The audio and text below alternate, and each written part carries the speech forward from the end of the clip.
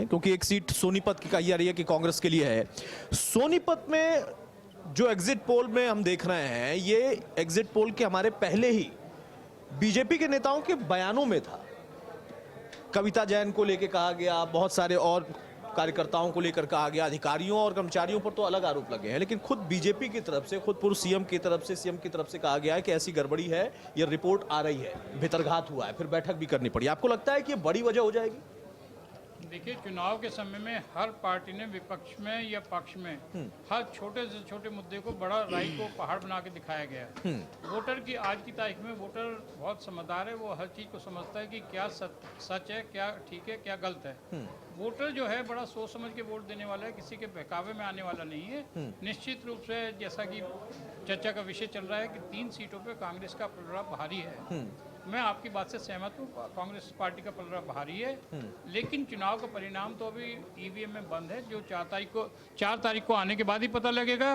और हर व्यक्ति अपनी अपनी पार्टी के बारे में, अपने अपने कैंडिडेट के बारे में प्रचार कर रहा है, उसने किया भी है, और अपना आंकलन कर रहा है कि ये कैंडिडेट, उस पार्टी का कैंडिडेट विजयी होगा। मैं ये बात से जरूर सहमत हूँ, कांग्रेस की तीनों जो सीटें हैं बहुत कांटे की सीटें हैं, और इस पे बीजेपी को कड़ी टक्कर का सामना करना पड़ रहा है। परिणाम कुछ भी हो सकता है। मैं इस चीज़ के पक्ष में नहीं हूँ कि मैं कहूँ कि बीजेपी को ही जाएंगी या कांग्रेस को जाएंगी। वो निर्णय अभी ईवीएम में बंद है। हमारा आपका सबका अंदाजा है, हम कयास लगा रहे हैं कि ऐसा होगा, और 3 सीटों पर कांग्रेस पार्टी बड़ी कड़ी टक्कर दे रही है, और उसके उम्मीदवार विजयी होने की संपूर्ण संभावना है। तो संभावना से तो कोई इंकार नहीं किया जा सकता, लेकिन रिजल्ट क्या होगा आने वाले टाइम में, वो उसके लिए हमारे को 72 घंटे का इंतजार बिल्कुल हमें इंतजार करना पड़ेगा।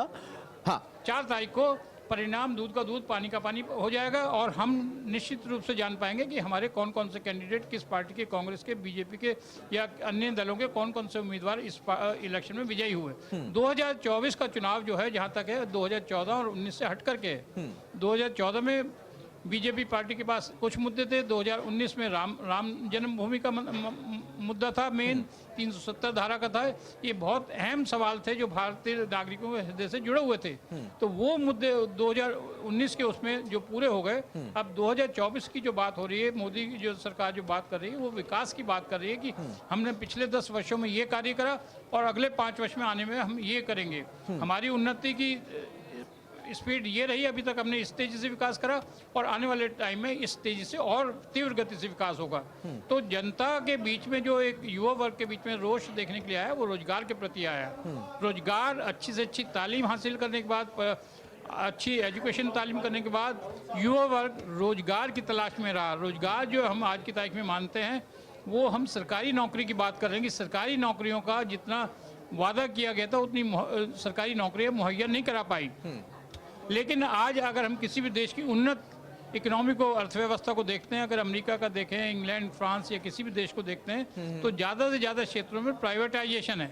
सरकार के पास गृह मंत्रालय, फाइनेंस, डिफेंस, कुछ मंत्रालयों को छोड़ के ज़्यादातर प्राइवेट हाथ में है। अभी तक जो पिछले 75-77 वर्षों का हमारा जो एक्सपीरियंस है, जो जब से आज़ादी मिली 1947 से आज तक, जो देखा सरकारी कार्यालयों में काफ़ी करप्शन रही। जो एक कांग्रेस के प्रधानमंत्री ने कहा कि अगर सरकार 100 रुपये खर्च करती है तो जनता का लाभ उसको केवल 15 रुपये का होता है, 85 रुपये रास्ते में गायब हो जाते हैं। तो वो जो उस चीज़ को हटाने के लिए डायरेक्ट बेनिफिट जनता को मिले और करप्शन को कम से कम किया जा सके। मैं ये तो नहीं कह रहा कि ख़त्म किया जा सकता, क्योंकि कोई भी देश शायद ऐसा नहीं होगा जहाँ करप्शन ना हो, जहाँ क्राइम ना हो। बिल्कुल, क्राइम को कम करने के लिए काफ़ी प्रयास किए गए हैं, काफ़ी उस पर लगाम भी लगाई गई है। लेकिन मैं ये नहीं कहता कि क्राइम खत्म हो गया, करप्शन खत्म नहीं हो गई। That is a part and parcel of politics. जहाँ भी जिस भी देश में पॉलिटिक्स हो रही है, वहाँ पे ये सब उसका हिस्सा है। कोई जनता की सेवा करने के लिए नहीं आता, अपनी अपनी सेवा के लिए आ रहे हैं। तो मेरा ये मानना है कि युवा वर्ग में जो एक रोष है रोजगार के प्रति, रोजगार, सरकारी नौकरी ना लेकर के आत्मनिर्भर, जैसा कि मोदी सरकार ने कहा कि मेक इन इंडिया, आप अपना रोजगार शुरू कर रहे हैं। इसी को देखते हुए पिछले उसमें कुछ नए स्टार्टअप भी शुरू हैं, और आने वाले टाइम में इनकी संख्या और बढ़ेगी। तो लोग, बजाय आप रोजगार तलाश करें, आप खुद रोजगार देने की अवस्था में होंगे, जिसका युवा को आने वाले समय में निश्चित रूप से फायदा। सुंदर, सोनीपत में हाँ एक बड़ी चीज और है, ये लगभग 17.5 लाख वोटर हैं, जिसमें से 5.5 लाख के करीब जाट मतदाता हैं, और भी ज्यादा कह सकते हैं। इसके अलावा एक बड़ी चीज ये है कि 2.5 लाख के करीब ब्राह्मण हैं, 1.5 लाख के करीब पंजाबी है और एससी को मिलाएं तो 2.5 लाख, मतलब इन 4 कम्युनिटी को मिला के 11 लाख वोट हो जाते हैं। तो ये जो आंकड़ा हमने जो दिया है कि हम सोनीपत बीजेपी लूज कर रही है, उसकी बड़ी वजह ये कि अगर सतपाल ब्रह्मचारी के मतलब शुरुआत ही की जाए 5.5 लाख वोटों में से, जाट में अगर पोल होते हैं तो 4.5 भी मान लें हम, तो भी अगर 50,000 इधर हो गए तो भी 4 लाख से तो गिनती शुरू हो रही है। बिल्कुल सही बात। दूसरी बात, ब्राह्मण वाला जो फैक्टर है और ये जो एससी तकरीबन 2.5 लाख के, हालांकि जो वाल्मीकि है वो बीजेपी के पक्ष में रहता था, लेकिन जो अगर जो दूसरी एससी जाति है उसमें ये रिजेंटमेंट इस बार देखा गया कि भाई संविधान बदलेगा, वो एक बड़ा फैक्टर है। तो ये जो इस तरह की स्थिति बन रही है, हालांकि पंजाबी समुदाय है 1.5 लाख, जो बचाता बड़ौली की तरफ जाने की संभावना दिखती है, जिसकी कि एक मुश्त चला जाए वो, और जो ब्राह्मण है 2.5 लाख के करीब, उसमें से कुछ आधा मिल जाए, क्योंकि सतपाल ब्रह्मचारी भी खुद ब्राह्मण है। ये कॉम्बिनेशन भूपेंद्र सिंह हुड्डा ने बिठाया था कि सतपाल ब्रह्मचारी को अगर हम यहाँ पर उतारते हैं तो ब्राह्मण वोट इधर आएंगे, और जो ब्राह्मण वोट रोहतक में है उनका समर्थन दीपेंद्र को मिलेगा। ये चर्चा चल रही थी तो उसके वजह से कि भाई जो ब्राह्मण वोट वहां पर इंटैक्ट अरविंद शर्मा पे आ गए थे, उनमें बंटवारा हो सकता है, क्योंकि एक मैसेज जाएगा कि नहीं हमने टिकट दिया था ब्राह्मण को। ये भी अपने आप में वजह है। सुभाष जी, ब्राह्मण वोट की जो बात कर रहे हो, ब्राह्मण वोट का झुकाव बीजेपी की तरफ हमेशा से रहा है। तो आप ये नहीं कह सकते कि कांग्रेस ने अगर वहाँ एक ब्राह्मण कैंडिडेट बराबर लाके खड़ा कर दिया तो वोट आधे आधे हो जाएंगे, ऐसा संभव ही नहीं है।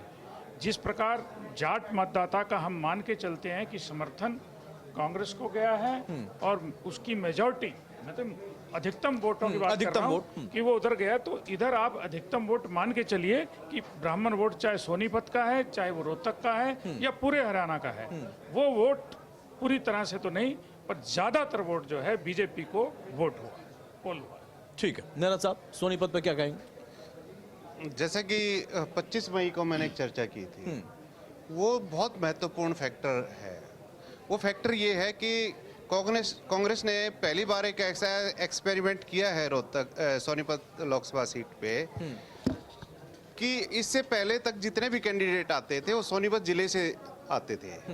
पहली बार जींद जिले से इन्होंने कैंडिडेट दिया, और जींद जिले की 3 विधानसभा क्षेत्र जो हैं वो सोनीपत क्षेत्र में पड़ते हैं, सफीदो, खुद जींद और जुलाना। तीनों में बम्पर वोटिंग हुई है इस फैक्टर के कारण, कि उनको ये लगा पहली बार कि हमारे क्षेत्र का जो व्यक्ति है उसको टिकट मिला है। और ये कास्ट एंड क्रीड से ऊपर है वोटिंग, जो आपने कहा ना कि जाट वोटर या ब्राह्मण वोटर, बिल्कुल ये फैक्टर है। इलाके का, क्षेत्रवाद का उदाहरण है ये। अच्छी बम्पर वोटिंग लेके आए हैं 3 विधानसभा क्षेत्रों में। और सबसे बड़ी बात मैं बता दूं, जो मैंने सर्वे किया, मोहन लाल बड़ौली खुद अपने विधानसभा क्षेत्र से पिछड़ रहे हैं। अच्छा जी, ये बड़ा फैक्टर है जी। तो असल में क्या था कि पिछले जो सांसद रहे हैं उनके प्रति भी लोगों में थोड़ी सी भड़ास थी, कारण कुछ भी रहे हो, ठीक है ना, बहुत सारी चीजें होती हैं। तो बीजेपी को उसका खामियाजा भुगतना पड़ रहा है यहाँ पे, क्योंकि एन मौके पे उनका टिकट बदला गया, काटा गया, तो उन्होंने भीतरघात की है। तो बहुत सारे फैक्टर मिलके एक बड़ा फैक्टर मिल गया। दूसरी बात एक और भी है, देखो राम मंदिर बेशक मुद्दा हो सकता है, लेकिन यहाँ पे क्या था कि कांग्रेस के लिए, मैं सीधा सीधा कह रहा हूँ कि जाट और दलित का जो गठजोड़ बना है, और दोनों ही जो वर्ग है ना वो धर्म में, कर्म कांड में ज्यादा विश्वास नहीं रखते। जाट के बारे में तो मशहूर है जाट का कि हिंदुर के मुसलमान, ठीक है ना। एक छोटे सी मैं उदाहरण भी देता हूँ, भी शादी हो रही थी जाट के, नहीं जाट को तो हम लगा ही नहीं रहे ना बीजेपी का, हम तो ये साफ कह ही रहे ना कि ये पूरा गिनती 4 लाख से शुरू हो रही है सतपाल। तो ये बहुत सारी चीजें हैं। तो इसके कारण हम कह सकते हैं कि सोनीपत में अपर हैंड कांग्रेस का है। पर नतीजे चाहे कुछ भी हो, कई बार क्या होता है कि नहीं पता चलता, बड़े बड़े महारथी फेल हो जाते हैं।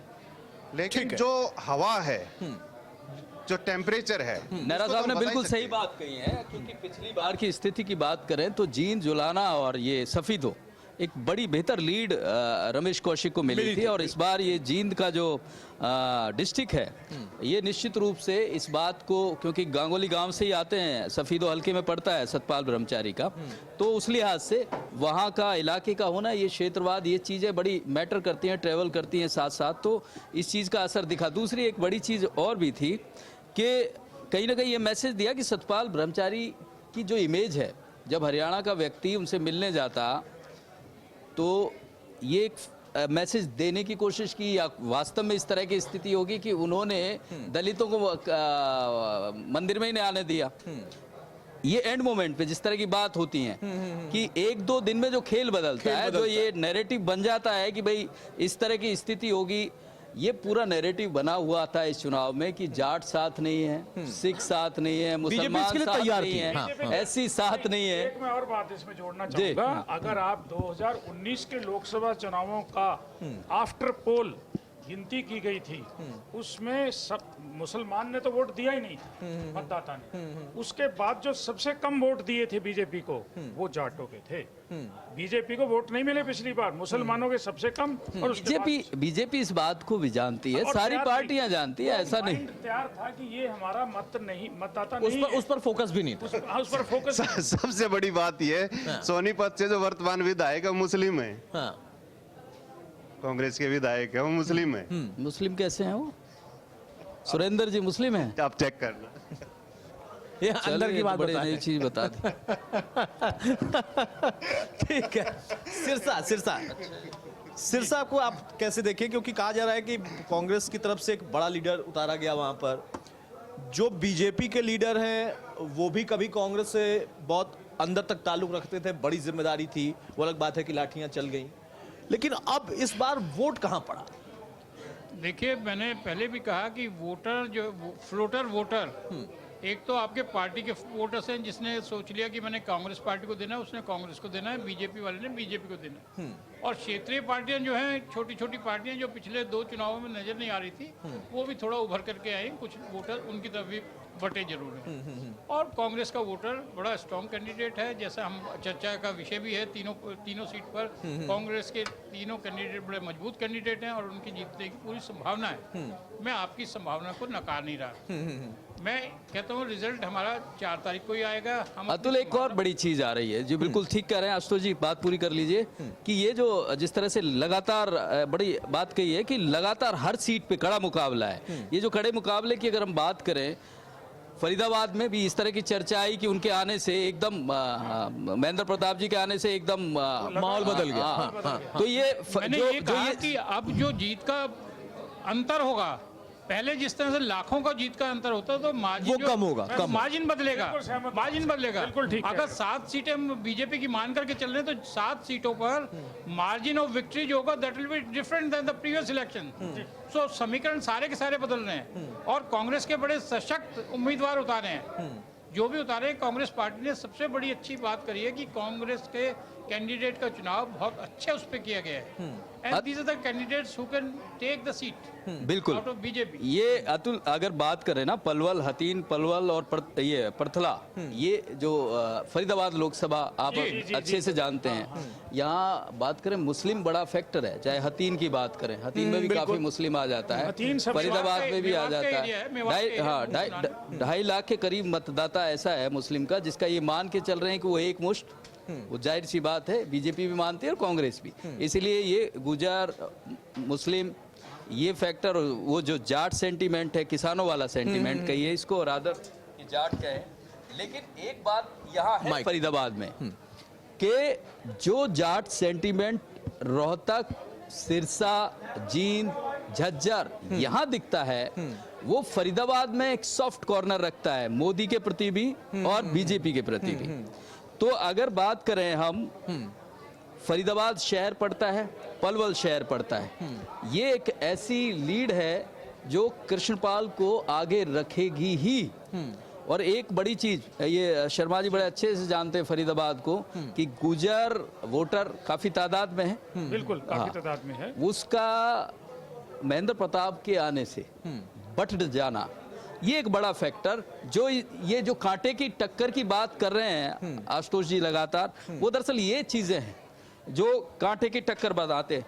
हतीन है, शहर पड़ता है उसमें, तो इस तरह की चीजें हैं। होडल है, शहर पड़ता है, तो ये बीजेपी के फेवर की बात है, कृष्णपाल जी के फेवर की बात है। मैं इसमें एक और चीज जोड़ना चाहूंगा हाँ, जी, हाँ। कि होडल और हथीन ये दो कॉन्स्टिट्यूएंसी में मैं भी समझता हूं कि कांग्रेस आगे रहेगी, क्योंकि मुस्लिम मतदाता वहां ज्यादा था।